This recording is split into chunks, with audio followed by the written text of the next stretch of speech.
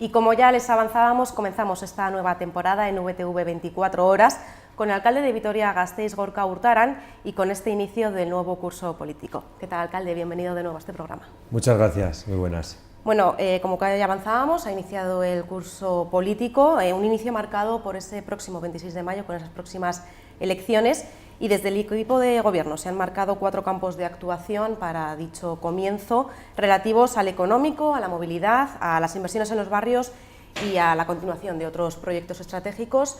En materia económica, el objetivo es buscar un pacto fiscal, en materia fiscal y en materia presupuestaria. Y en cuanto a esas ordenanzas fiscales, usted ya ha realizado un llamamiento a las distintas formaciones de la oposición para alcanzar un acuerdo, pero para entrar en materia, ¿cuál es la propuesta del equipo de gobierno? Bueno, la propuesta este año consiste fundamentalmente en congelar lo que son todos y cada uno de los impuestos municipales y, en el caso de las tasas y los precios públicos, realizar una actualización en base al IPC interanual, con lo que son incrementos muy pequeñitos, ¿no? Entendemos que, bueno, que en este último año y después de las modificaciones que se han ido produciendo a lo largo de la legislatura, esta era la propuesta más razonable y adecuada, teniendo en cuenta una cosa que yo quiero remarcar siempre, que el esfuerzo fiscal por habitante, es decir, lo que cada uno de los vitorianos y vitorianas pagamos por impuestos, tasas y precios públicos municipales, se ha reducido en términos generales en esta legislatura de los 645 euros que pagábamos de media cada ciudadano en 2015 a algo un poquito más de 620 en el 2017, con lo que el esfuerzo fiscal también es menor. El esfuerzo fiscal es menor, se va a aumentar la intención es aumentar un 2% las tasas y los precios públicos. ¿Considera entonces que la capacidad económica de las familias puede soportar este incremento? Sí, porque estamos hablando, como digo, de una actualización, no sería un incremento, sería una actualización de lo que es el IPC interanual, ¿no? No es un incremento más allá de lo que marca el propio IPC y el crecimiento del coste de la vida, y en este sentido pues estaríamos hablando de un 2% solo lo que son las tasas y los precios públicos, congelando todos los impuestos. Desde el equipo de gobierno se plantean beneficios fiscales para fomentar la apertura de nuevos negocios. Lo que estamos planteando fundamentalmente desde el ayuntamiento, no solo en este año, sino en años anteriores, es buscar sistemas de bonificación para aquellas familias con menos recursos y también sistemas de bonificación para aquellas personas emprendedoras, de tal manera que quieran iniciar un negocio en la ciudad, ¿no? Y para eso hay diferentes medidas que pasan fundamentalmente por bonificar lo que pueden ser los impuestos, las tasas o los precios que se pagan por los servicios municipales o por las licencias que se solicitan a la hora de abrir negocios. Y esto es lo que se trata, no digo solo este año, sino yo creo que ya este ayuntamiento lleva muchos años también trabajando en esas dos líneas. El pasado año se llegó a un acuerdo con el Partido Popular. Este año parece que las negociaciones están un poco más cerca del Partido Popular, ya que parece que tanto Euskal Herria Bildu como Podemos e Irabazzi no están muy de acuerdo con su planteamiento por el momento. Bueno, lo que hemos hecho es reunirnos con todos y cada uno de los grupos municipales. Hemos tenido una primera reunión, una primera toma de contacto con todos los grupos para, bueno, pues, testar cuál es su opinión con respecto a la propuesta que hemos realizado desde el Gobierno en materia fiscal y también conocer cuál es su propuesta o su opinión al respecto, ¿no? Y en este sentido, bueno, no hemos hecho más que comenzar las conversaciones. Y vamos a ver si en los próximos días somos capaces de ir cerrando un acuerdo lo más amplio posible. Yo siempre abogo por el consenso, el acuerdo a través del diálogo y además que ese acuerdo pueda ser lo más amplio posible y esperemos que podamos llegar a un acuerdo en materia fiscal siempre con dos condiciones, ¿no? Por un lado, que tengamos en cuenta la situación económica de las familias y de las empresas y negocios de Vitoria-Gasteiz y, por otro lado, que tengamos en cuenta la necesidad que este ayuntamiento tiene de mantener los servicios públicos municipales. ¿Qué le parece la propuesta del sindicato UGT de crear un impuesto a las viviendas vacías de entidades financieras con el propósito de evitar actuaciones especulativas y proporcionar su disponibilidad a los parques públicos de las distintas administraciones públicas, ya que veíamos hace unas semanas una encuesta de las necesidades de vivienda de Eustat? Decía que más de 11.600 familias alavesas no tienen la posibilidad de acceder a una primera vivienda, ni de alquiler ni de compra, por el alto precio de las viviendas y por los sueldos tan precarios. Bueno, yo creo que en Vitoria-Gasteiz lo que es el acceso a la vivienda de protección oficial ha resuelto en numerosos casos las demandas de vivienda existentes. Sí que es cierto que igual en la fórmula del alquiler social todavía tendríamos que dar algún paso más, ¿no? No obstante, el tema de gravar las viviendas vacías es un tema complejo y difícil porque no sabes hasta qué punto estás actuando de forma justa o injusta, ¿no? Especialmente cuando se tiene en cuenta como variable que determina si la vivienda está vacía o no el padrón. Y en este sentido yo creo que no es la mejor fórmula y desde luego que en el ayuntamiento, a pesar de que hay posibilidad de poder gravar el impuesto de bienes inmuebles de aquellas viviendas vacías, entendiéndose por vacías aquellas que no tienen ninguna persona empadronada, pues no lo hemos hecho. No lo hemos hecho porque sabemos que ese no es el mejor indicador para determinar si una vivienda está realmente vacía o no, y porque además tenemos una experiencia de hace ya unos años, en la pasada legislatura, como el Partido Popular gravó la tasa de basuras a aquellas viviendas que no tenían ninguna persona empadronada, y resultó que, además de ser una medida ilegal, resultó además que no se ajustaba a lo que era la realidad. Por lo tanto, en estos momentos respeto la propuesta que pueda realizar el sindicato UGT, pero desde luego que este equipo de gobierno está descartando el gravar la vivienda vacía, especialmente porque el método que se utiliza no nos parece el más adecuado y el más justo para conocer la realidad del mercado mobiliario en la ciudad. Hemos entrado ya en los últimos meses de legislatura con un presupuesto que queda por aprobar. Este año se espera la incorporación de la propuesta del Consejo Social para ese presupuesto de 2019. ¿En qué proceso está? Bueno, lo que hemos hecho por primera vez y a petición del Consejo Social este año, de forma inédita, antes de presentar el proyecto de presupuestos, presentamos las líneas maestras del mismo al Consejo Social. El Consejo Social tuvo posibilidad no solo de conocer dichas líneas, sino también de hacer propuestas, y ahora lo que corresponde al Ayuntamiento es pues ver cómo encajamos las propuestas del Consejo Social en lo que es el borrador de proyecto de presupuestos para presentar un proyecto definitivo a los grupos políticos que tenga muy en cuenta las aportaciones del Consejo Social. Yo al final lo que quiero trasladar a la corporación es que este es un presupuesto que no solo es del equipo de gobierno, sino que es de todos y cada uno de los órganos de participación existentes en Vitoria-Gasteiz y que por lo tanto creo que así deberíamos entenderlo para hacer un esfuerzo de cara a un acuerdo en materia presupuestaria, que es algo que yo también deseo, claro. ¿Piensa que la oposición se lo va a poner más difícil para poder alcanzar acuerdos de cara a que ya estamos casi en las próximas elecciones? El año pasado ya fue complicado, no se llegó a un acuerdo. ¿Considera que este año va a ser más complicado? Pues todo indica, ¿no?, que cuando se acercan las elecciones todos los partidos políticos pues parece que se repliegan y que son poco propicios al acuerdo. Pero bueno, en mi caso no ha sido así nunca y por lo tanto yo seguiré trabajando para llegar a un acuerdo no solo en materia fiscal, sino también en materia presupuestaria, de tal manera que podamos aprobar en este trimestre último del año pues estos dos proyectos tan importantes para la ciudad. Y bueno, más difícil no creo que lo puedan poner. Quiero decir que ya llevamos una legislatura donde desgraciadamente el Partido Popular y H. Bildu han ido juntos, han ido de la mano, intentando desgastar al equipo de gobierno, ¿no? Y esto creo que es muy llamativo porque creo que en la calle pues a la gente le choca que PP y Bildu puedan estar juntos, ¿no? Pero en este caso en Vitoria pues ha sido así y entonces los dos han sumado sus votos para intentar desgastar el gobierno y para intentar bloquear los proyectos de la ciudad. Afortunadamente hemos encontrado instrumentos en el camino que han permitido superar ese intento de bloqueo del Partido Popular de H. Bildu y no hay más que ver pues cómo hay bastantes obras en la ciudad y proyectos estratégicos como pueden ser los de movilidad, todos en marcha. Otro de los ejes de actuación para estos meses de legislatura es la movilidad. Son muchos los proyectos que actualmente se encuentran en vías de desarrollo, como el BEI, el soterramiento de alta velocidad, la ampliación del tranvía a Salburua o la llegada a Zabalgana. Pues sí, yo creo que la movilidad ha experimentado un salto cualitativo en estos últimos 3 años, por cuanto que estamos impulsando nuevos sistemas de transporte público, moderno, de alta capacidad y eléctrico, ¿no? Y ahí está la extensión del tranvía a los barrios de San Cristóbal, Adurza y a las facultades de la Universidad del País Vasco, cuya obra está en marcha. Estamos terminando ya el proyecto constructivo de lo que es la extensión del tranvía a Salburua. Estamos también terminando el proyecto, ya sería el estudio informativo, en una fase anterior, del tranvía a Zabalgana. hemos licitado lo que es la transformación de la línea periférica, que tiene más de 3 millones de usuarios al año, en autobús eléctrico inteligente, y estamos dando también un impulso importante a lo que es los bidegorris, la red ciclista de la ciudad, ¿no? Por lo tanto, con eso, más la renovación de la flota de Tuvisa, creo que estamos dando un impulso muy importante a lo que es la movilidad activa, saludable y también sostenible.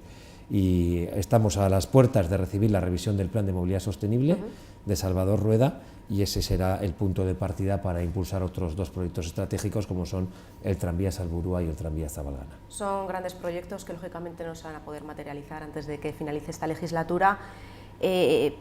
¿Piensa que en caso de que sea otro grupo municipal el que alcance la alcaldía el próximo año, estos proyectos puedan quedarse por el camino y todo el trabajo realizado? No, yo estoy convencido de que no. Yo estoy seguro de que todos los partidos políticos en Vitoria-Gasteiz conocen y saben del éxito, por ejemplo, del tranvía en la ciudad, de la extensión del tranvía a los barrios de Salburua y Zabalgana como una demanda histórica de las y los vecinos de dichos barrios, y yo estoy convencido que independientemente de quién esté en el gobierno, estos proyectos van a seguir adelante, porque no son proyectos de un partido político, son proyectos de ciudad. Y por eso me extraña enormemente cómo partidos como el Partido Popular, con aspiración a gobernar, pues se opone a la extensión del tranvía, se opone al autobús eléctrico inteligente y se opone a que la ciudad avance, ¿no? Y lo hace ahora cuando está en la oposición, única y exclusivamente porque está en la oposición. Pero estoy convencido que estos proyectos, independientemente de quién sea el gobierno futuro del ayuntamiento, seguirán adelante, porque creo que es lo que está demandando la ciudad desde hace mucho tiempo. Por otra parte, ya se están materializando las inversiones en los barrios derivadas del plan de presupuestos participativos. ¿Qué grado de cumplimiento tienen estas inversiones? ¿Qué se ha hecho y qué queda por hacer? Bueno, yo quiero destacar que durante esta legislatura hemos puesto en marcha el nuevo plan de presupuestos participativos, donde se recoge el proyecto Gasteiz Hobetuz, mejorando Vitoria-Gasteiz, y quiero recordar cómo en su primera edición del 2016 salieron adelante unos 13 proyectos a iniciativa ciudadana. Los 13 proyectos o están ejecutados o se están terminando. Y en la edición de este año de 2018, pues ya se han puesto en marcha varios de los proyectos que están previstos acometer en estos próximos 2 años. Con lo que yo creo que el proceso ha sido un éxito. Hemos extendido la participación ciudadana no solo a colectivos, sino también a ciudadanos a título individual, y además creo que por primera vez en mucho tiempo este ayuntamiento está dando respuesta a todos los proyectos que así han sido elegidos por las y los vecinos. Insisto, en la edición primera del 2016 todos los proyectos ya están ejecutados o terminándose, y en la que hace referencia a la segunda edición que hemos puesto en marcha este año, ya hay algunos proyectos que están en marcha o ejecutándose, como puede ser la pasarela de Zabalgana, ¿no? Que es un proyecto que ya está licitado y que seguiremos avanzando. El último eje de estos 4 serían los proyectos estratégicos. Desde el equipo de gobierno destacan el Máster Plan Centro y el Gasteiz-Antxokia. ¿En qué puntos se encuentran? Pues con respecto al Gasteiz-Antxokia, por fin hemos llegado a un acuerdo. Nosotros desde el principio teníamos muy claro que es un proyecto compartido con los colectivos euskaltzales y que por lo tanto tendríamos que buscar la fórmula de consensuar dicho proyecto con ellos, ¿no? Eso ha supuesto un mayor tiempo de definición y de planificación, y en este sentido ya podemos decir que este verano, en julio, llegamos a un acuerdo en materia de ubicación, también en el modelo de desarrollo del proyecto, y ahora lo que corresponde es preparar todos los pliegos para contratar el proyecto y la obra de dicho espacio, ¿no? Del Gasteiz-Antxokia. Y en este caso, pues esperemos que en los próximos meses se pueda licitar y adjudicar dicha obra para que sea una realidad más pronto que tarde. Y con respecto a otros proyectos, pues quiero recordar que lo que es el plan de gobierno tiene un grado de ejecución del 80%, que es un grado de ejecución notable, pero que evidentemente en estos casi 12 meses que tenemos por delante queremos seguir desarrollando e incrementando el porcentaje de compromisos cumplidos, ¿no? Y especialmente pues en nuestros barrios, en los barrios de Vitoria-Gasteiz, pues cumplir los compromisos que adquirimos en su día, y tener al final el mayor grado de ejecución posible de aquellos proyectos que que publicitamos y que nos comprometimos a realizar al principio de la legislatura. El objetivo es llegar a ese 100% de cumplimiento. Cuando entraron en el ayuntamiento, ¿hay algún proyecto que propusieron que no se pueda realizar hasta este próximo 26 de mayo? Pues habrá algún proyecto que no se pueda realizar. Quiero recordar que cuando entramos a gobernar nos encontramos con un agujero económico de 68 millones de euros, que eso ha lastrado de forma importante el desarrollo de proyectos y el ritmo de ejecución de los proyectos, ¿no? No es fácil entrar a gobernar y de repente encontrarte que en la cuenta tienes menos 68 y que tienes que pagar 68 millones que no tienes para, bueno, pues diferentes actuaciones que tenía pendientes el ayuntamiento, ¿no? Y en este caso pues sí que puede haber algún proyecto que no podamos ejecutar.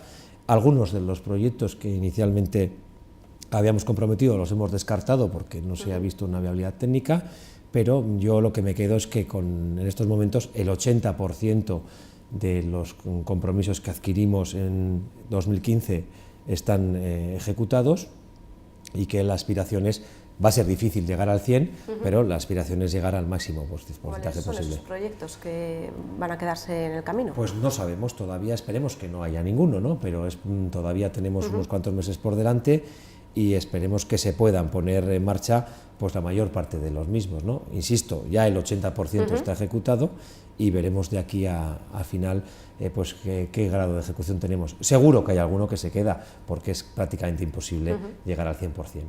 Una de las reformas que sigue avanzando es la de la Plaza Santa Bárbara. Estas obras van a afectar al parking subterráneo, por lo que se va a sufrir un cierre a partir de este próximo 17 de septiembre y posteriormente va a sufrir un cierre total de 6 semanas, desde principios de noviembre hasta mediados de diciembre. Los comerciantes de la zona han solicitado al ayuntamiento que el cierre se posponga a enero, ya que consideran que el cierre durante estos meses va a afectar más a su negocio, sobre todo con la llegada, ¿no?, de las Navidades, y el impacto sería menor si se realizara a partir de enero. ¿Es posible posponerlo? Pues es muy difícil porque lo que están planteando es que retrasemos la ejecución de esas obras otros 3 meses y creo que a nadie, y a ellos creo que los primeros, interesa que se alarguen más de lo debido unas obras, en ese caso en el entorno de la Plaza de Abastos, ¿no? Yo creo que el entorno de la Plaza de Abastos, en este caso la Plaza de Santa Bárbara, es un entorno que requería de una mejora. Se ha hecho un esfuerzo muy importante por el Ayuntamiento de Vitoria-Gasteiz, en colaboración con otras instituciones, como puede ser Gobierno y Diputación, para poder mejorar ese espacio, y ahora sería muy difícil persuadir a la empresa que está haciendo la obra de que, oye, para las máquinas durante 3 meses porque los plazos pues igual no son los más adecuados, ¿no? Yo creo que esto es algo que tenemos que asumir todos. Cuando hay obras en la ciudad pues siempre se generan este tipo de inconvenientes y lo que tenemos que hacer es pues desarrollarlas a la mayor velocidad posible, siempre garantías de que todo se hace bien para recuperar la situación de normalidad cuanto antes, ¿no? Quiero recordar que inicialmente la previsión es que para Navidades el parking ya esté abierto, que sería el momento, digamos, pues, más álgido y con mayor clientela de la plaza, y quiero recordar además que se han establecido diferentes alternativas en el entorno de Santa Bárbara, con lo que yo creo que lo lógico es seguir con las obras y tener en cuenta las alternativas que el Ayuntamiento ha puesto encima de la mesa para dar respuesta a las demandas que tenga la propia Plaza de Abastos. Un asunto que ha suscitado polémica ha sido el de la Cruz de Olarizu. Este pasado lunes se celebraba la romería de Olarizu, marcada por esa diferencia de opiniones entre el Gobierno municipal y el Concejo de Mendiola sobre qué hacer con la cruz situada en lo alto del monte. Mantienen que la cruz va a permanecer en el lugar y que no se va a emitir esa licencia de derribo. Así es, ¿no? Yo creo que lo que hay que dejar muy claro es que la cruz no es un símbolo franquista, es un símbolo religioso, para empezar, que fue promovido por ciudadanos y familias de Vitoria-Gasteiz, muchas de ellas ligadas al nacionalismo vasco, o sea, que eran muy poco sospechosas de ser partidarias del régimen franquista. Y por lo tanto lo que no podemos hacer es dotarle de un carácter que no tiene esa cruz, ¿no? Esa cruz es un símbolo de Vitoria, forma parte de nuestra historia, de nuestra cultura, y por lo tanto es una cruz a preservar. El Ayuntamiento de Vitoria-Gasteiz, mientras yo sea alcalde, no va a conceder licencia para derribar esa cruz, Primero porque, lo he dicho, no es un símbolo franquista, sino es un símbolo religioso. Segundo porque fue a iniciativa ciudadana, entre otras de familias que nada tenían que ver con el régimen franquista. Y en tercer lugar porque además creo que forma parte de nuestra idiosincrasia, de nuestra historia, de nuestra cultura, y es un símbolo de todas y de todos los gasteiztarras. A partir de ahí yo lo que le pido al concejo, si es que realmente no hemos tenido todavía el acta del concejo, no sé si se ha celebrado o no se ha celebrado, si era una comisión, si no era una comisión. Desde luego que a mí me llegan muchas voces de personas que viven en Mendiola, que dicen que ellos no han participado en esa votación y que dicen que ellos quieren que se mantenga la cruz, ¿no? Creo que lo que hace falta es que el concejo de Mendiola tenga la información necesaria sobre el origen de la cruz, sobre los promotores de la cruz, y estoy convencido que al final, independientemente de lo que quieran hacer, van a concluir que no es un símbolo franquista y que por lo tanto no procede su retirada, ¿no? Y desde el ayuntamiento, lo he dicho muchas veces, lo hemos analizado jurídicamente y evidentemente hay resortes jurídicos para denegar una licencia que no vamos a conceder. Yo, mientras sea alcalde de Vitoria-Gasteiz, no voy a conceder una licencia para derribar la cruz de Olarizu, porque como digo, ni es un símbolo franquista, es un símbolo religioso.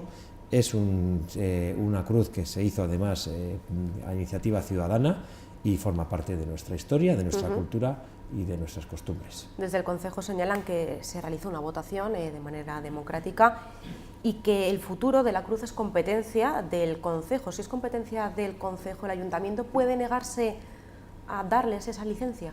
Pero es que es lo que se trata, porque ahora pretenden derivar la discusión a que hay que respetar la voz de los concejos. El primero que respeta la voz de los concejos somos nosotros, que además solicitamos permiso para colocar una placa, ¿no? Teniendo en cuenta a las juntas administrativas de los concejos, no solo del municipio de Vitoria-Gasteiz, sino del conjunto del territorio histórico de Álava. Y si hay alguien que además está defendiendo los concejos y las juntas administrativas, que son lo mismo, somos nosotros. Pero claro, yo voy a respetar las decisiones que pueda tomar un concejo como el de Mendiola en asuntos que son de su competencia, pero es que esto no es de su competencia. Y por lo tanto, evidentemente, aquello que les compete y aquello en lo que tienen encaje legal, evidentemente tendremos que respetarlo. En aquello que no es de su competencia ni de su responsabilidad, pues bueno, es como una declaración de intenciones, respeto su opinión, pero no la comparto y evidentemente tampoco la asumo. ¿Desde el ayuntamiento van a mantener reuniones con el concejo para intentar llegar a algún acuerdo? Pero si ya hemos mantenido, es que últimamente han salido algunas informaciones que no son ciertas. Yo mismo me reuní con los miembros del concejo hace muchísimos meses, antes de que tomaran esta decisión, y para explicar cuáles eran las aportaciones que estábamos haciendo.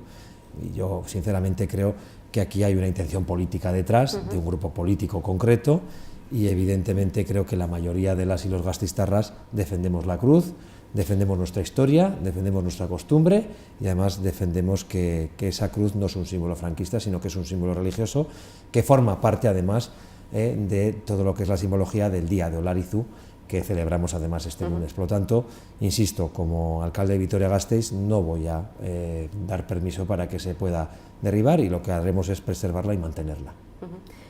Respecto a la relación del ayuntamiento con el servicio de limpieza, hemos estado a punto de llegar a otra huelga que finalmente fue suspendida la semana pasada.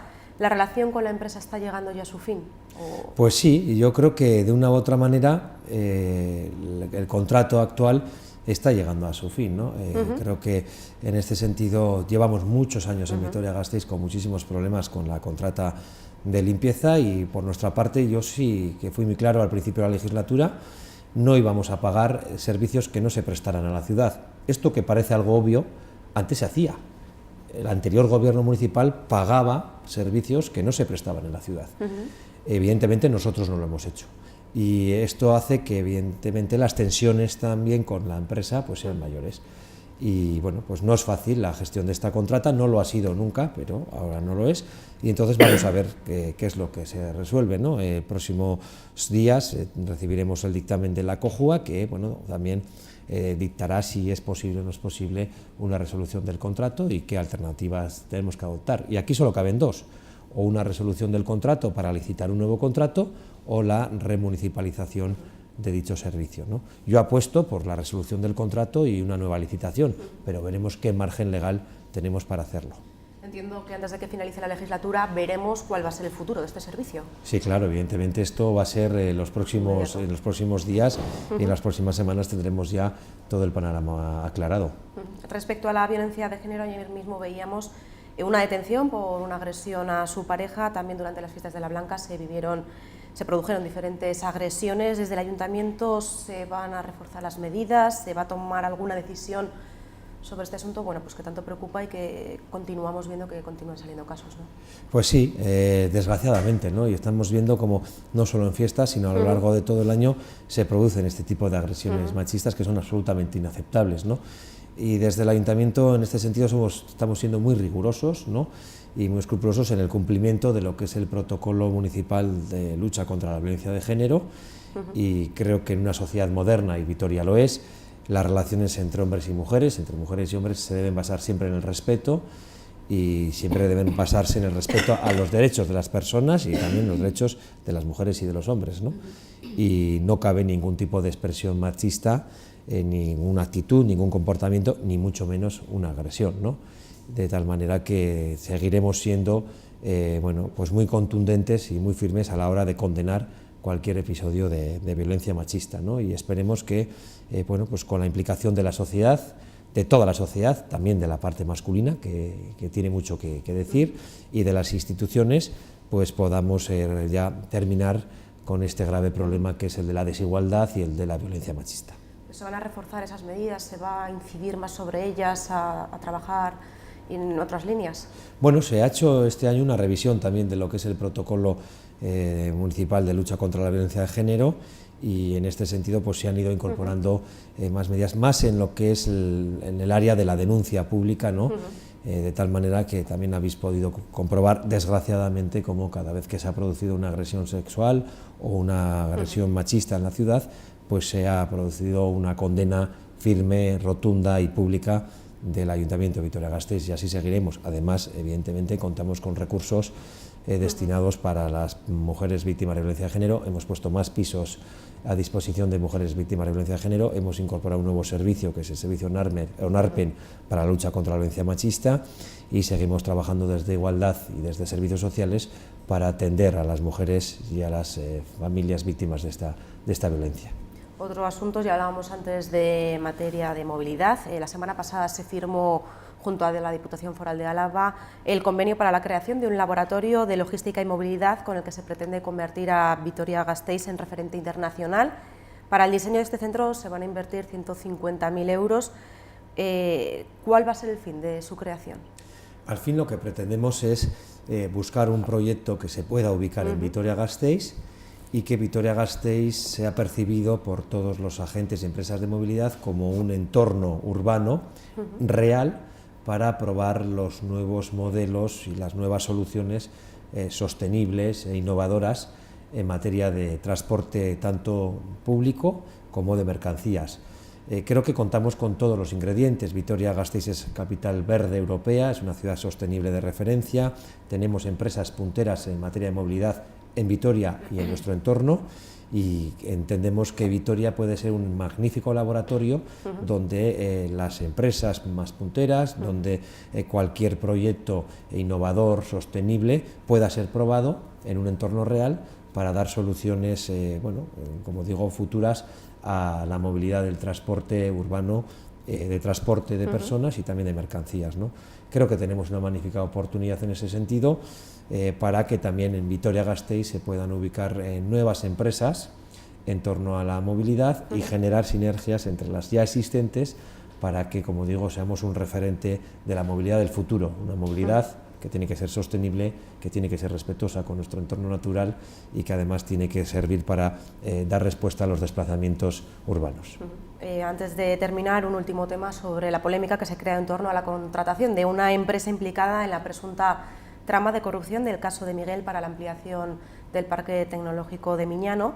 La oposición ha sido muy crítica con este contrato. Esta empresa está implicada en este caso y además a su administrador, la Fiscalía, le reclama una condena de 12 años de prisión. El propio concejal de Euskal Herria Bildu, Antxon Melakortu, consideraba indecente que un imputado por corrupción esté gestionando una ampliación que además tanto su propio grupo como el Partido Popular consideran que no es necesaria. Bueno, yo quiero dejar muy claro que ese no es un nuevo contrato, ese es un contrato del año 2008-2009, es un contrato que todavía no se ha ejecutado y que queda pendiente de ejecutar, por lo tanto, no es que se haya contratado nuevamente a una empresa. Segundo, la empresa contratada no está imputada, está uno de sus trabajadores o responsables está imputado, y además veremos cómo se resuelve ese caso, ¿no? Tercero, no es el ayuntamiento quien quiere impulsar lo que es el plan de sectorización de Miñano, es el propio parque quien ha pedido al ayuntamiento, que es el competente en la materia, para poder poner a disposición una serie de terrenos que en su día ya compró el propio parque tecnológico de Araba, ¿no? Al fin y al cabo, lo que nos dice el parque es que es necesaria, no la ampliación, sino no es necesaria que aquellos terrenos que ya compró en su día puedan estar disponibles para, en el caso de que una empresa quiera ubicarse en el parque. Porque es cierto que todavía hay un 25% del parque que no está vendido, pero no es menos cierto que ese 25% lo conforman parcelas que están diseminadas en el parque y no tienen la superficie más allá de 60.000 metros cuadrados. Estoy hablando de memoria, igual alguna me equivoco, ¿no? No tenemos, por ejemplo, una parcela para albergar una planta que requiera 100.000 metros cuadrados.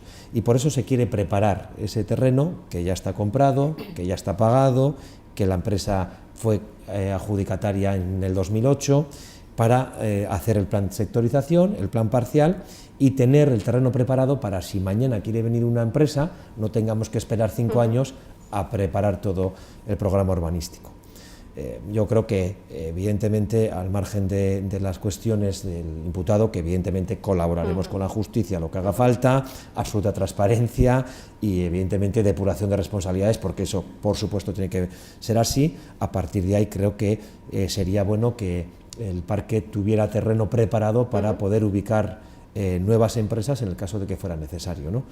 Y me extraña porque el Partido Popular no votó esta ampliación, votó una que era todavía mayor cuando estaba gobernando, ¿no? Y ahora, pues en estos momentos se opone a dar respuesta a una demanda que no hace el ayuntamiento, sino que hace el propio parque, ¿no?